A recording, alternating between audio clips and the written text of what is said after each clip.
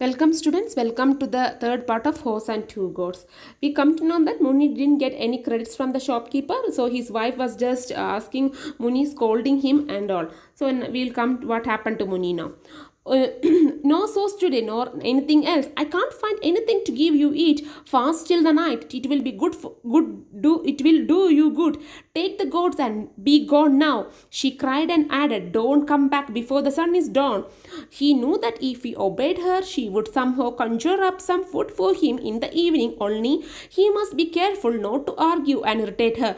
This is another character of Muni. Muni is a very innocent guy. So Muni is an innocent old man. So he knows that his wife is a very temper person, and she used to scold him very frequently, and if he somehow if he irritate her, argue with her, the situation is going to be worse. So he, without any saying, he just walking away from the home. Her temper was undependable in the morning but improved by the evening time. So her wife, Muni's wife, used to have very temper attitude. In morning it will be heavier, by evening she will be calmed down. She was sure to go out and work, grind corn in the big house, sweep or scrub somewhere, earn enough to buy foodstuffs and keep dinner ready for him in the evening. Unleashingly the goats from the drumstick tree, Muni started out. So she is a person who used to have a very hardworking person. She used to go to the big houses and she used to wipe the floor, clean the vessels, and somehow she will manage some money to get from these people, and she will come back and she will get some foodstuff for him, and she will prepare something for him, like the sometimes Muni will be giving this drumstick or leaves, so she will be preparing some food for him in return. So Muni started out, driving them ahead and uttering weird cries from the time to time in order to argue them on. So while Muni was just walking away from the home, he used to pass through the village, and there are so many people who was just chit chatting. They don't do, those people who don't do anything, and they will chit chat in front of the temples and buildings and all in the people tree and all. They will sit around and they will just have a very chit chat.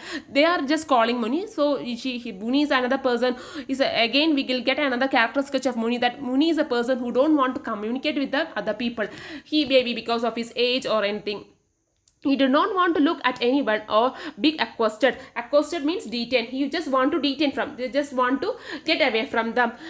A couple of cronies lounging in the temple corridor hailed him. So many people who used to sit in front of this temple, who like they won't go any job, or they will sit from morning to evening, they scribble out something and they will laugh something, they will comment on some people, those kind of people, no, they were just calling Muni, come. So Muni just ignored it, and he just walked away. Thus the Muni, the shopman, had said that he was 70. At 70, one only waited to be summoned by God. When he was dead, what would his wife do? They had lived in each other's company since they were children. He had been told on their day of wedding that he was 10 years old, and she was 8. Progeny, none. Perhaps a large progeny would have brought him blessings of the god. So again we come to know the another character sketch of Muni, because Muni is a person who have a believe in God. He believes that progeny means offspring, literally means children. So Muni is a person who having no children. He doesn't have any children. So he believes that those people who are having children, they will be blessed by the gods. Others, they won't. The God will not bless him. So Muni is having such a superstitious belief in his mind, and he thinks that what will my wife do if I died? So he is having such a lovable attitude to his wife, even though his wife is not having such attitude towards Muni.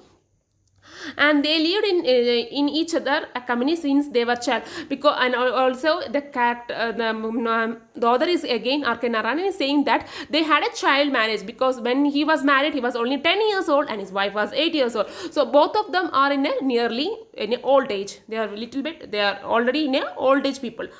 Only on the outskirts did he lift his head and look up. He urged and bullied the goats until they meandered along to the foot of the horse statue on the edge of the village. So always he used to take these two goats to the highway, and he used to sit there. He will just come. He will just lift his head when he reaches the outskirts of the village, because he doesn't want to communicate with other people in the village. He sat on the pedestal for the rest of the day. We came to know that as how horse statue. No, I just introduced in the first story itself. The story, the pedestal. the statue of the horse. Here comes students, be noticed that Muni's wife, shopkeeper, two gods of Muni and horse statue, these are the characters in this story.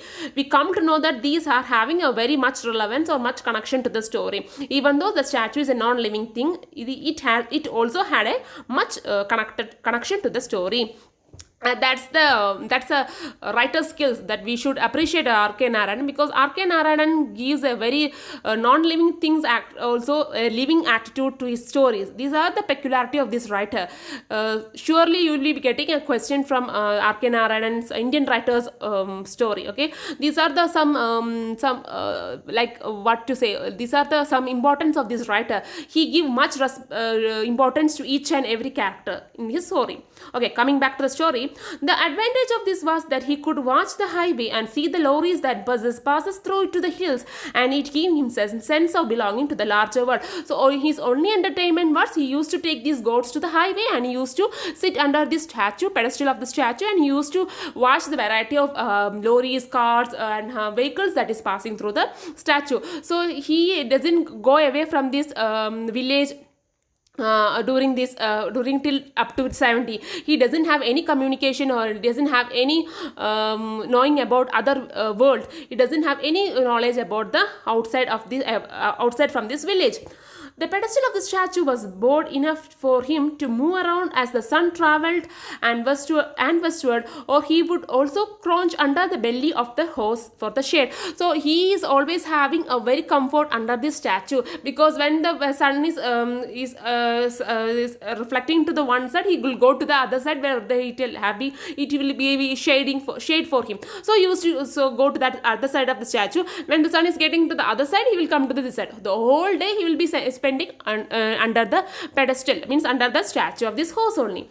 The horse, I told you, the horse is also having a much importance to this story. Okay, the horse was nearly life-size, molded out of clay. Here we will get the decoration and the statue of the horse, how it was made up of and all. Okay, the horse was nearly life-size, molded out of clay, baked, burnt, and brightly colored, and reared its head proudly, prancing its long legs in the air, flourishing its tail in the loop. Besides the horse stood a warrior with a kite-like mustache, bulging eyes, and aquiline nose. So here we says that here the author is giving a very descriptive of the nose, how it was decorated. I told you before, the story is happening in South India, especially in Tamil Nadu, because in Tamil Nadu they give due respect to the animals, especially to the goats and cow and all. They used to worship them, they used to decorate them, and they used to give much reverence to them also. And in ancient times also they worship it in a very prosperous way. So the house has been situated. This story has been the R.K. Narayan has been writing this story in his mind with the Tamil Nadu, like a Tamil culture. So they give a much respect to the horse. Okay, so it was made out of clay and bark and burnt brightly colored. So the craftsman has given the craftsman who has made this statue has given a very good importance to this statue while decorating and while making this statue. So beside it, a warrior was also standing with a big mustache, bulging eyes, and aquiline nose. The horse itself has said to have been a white as a adobe wash sheet, and had on its back a cover of pure brocade, a red black lace matching the multicolored sash around the waist of the warrior. But none in the village remembered the splendor, as no one noticed its existence.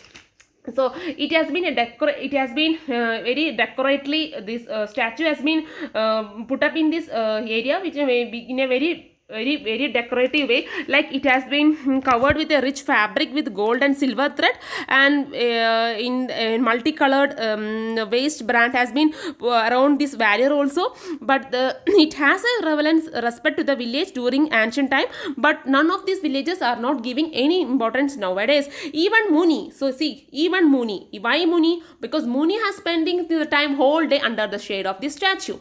Even Muni, who spent all his walking hours as at its foot, never bothered to look up. It was untouched even by the young vandals of the village who gashed tree trunks with knives and tried to topple off the milestone and inscribed lewd designs on his walls. The statue had been closer to the population of the village at one time when these burdened the village. Here it means vandals means people who write things in the wall and buildings and all. No? They also just ignored this statue.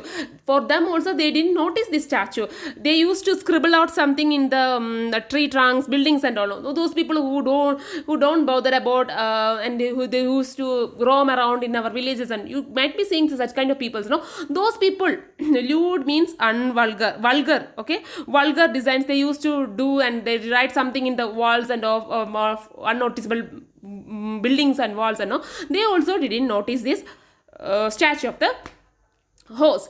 The statue had been closer to the population of the village at one time when this spot burdened the village. So now it has been some deviation has been made in this village. So it had some irrelevance to the village, but not now. Okay, we'll continue in the next class.